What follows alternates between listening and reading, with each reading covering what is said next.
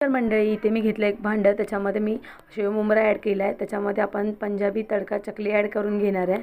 त्याच्यामध्ये मी आता आपली तिखट चण्याची डाळ ॲड करून घेतली आहे आणि इथे माझ्याकडे लेस होते, लेस ॲड केलेत आणि त्याच्यामध्ये मी कुरकुरे पण ॲड केलेत। कुरकुरे मोठे होते त्याच्यामुळे आपण सगळं थोडं तोडून बारीक करून घेणार आहे आणि त्याच्यामध्ये मी बारीक कटिंग केलेला कांदा, टॅमॅटो, काकडी आणि कोथिंबीर ॲड करायची आहे। पहिलं मी कांदा ॲड करून घेणार आहे बारीक चॉप केलेला, त्याच्यानंतर बारीक चॉप केलेली काकडी ॲड करून घेणार आहे, त्याच्यानंतर आपण बारीक चॉप केलेला टॅमॅटो ॲड करून घेणार आहे आणि सर्वात लास्टला आपण बारीक चॉप करून ठेवलेली त्याच्यामध्ये आपण कोथिंबीर ॲड करून घेणार आहे आणि थोडासा लिंबाचा रस टाकूया आपण त्याच्यामध्ये आणि थोडासा आपल्याला त्याच्यामध्ये चाट मसाला पण ॲड करायचा आहे।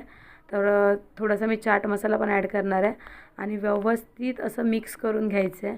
सर्व साईडून व्यवस्थित असं मिक्स होईल असं व्यवस्थित आपण मिक्स करून घेणार आहे, पाहू शकता तुम्ही। आणि इथे आपलं कुरकुरा चाट रेडी झालेला आहे, खूप मस्त लागत होतं।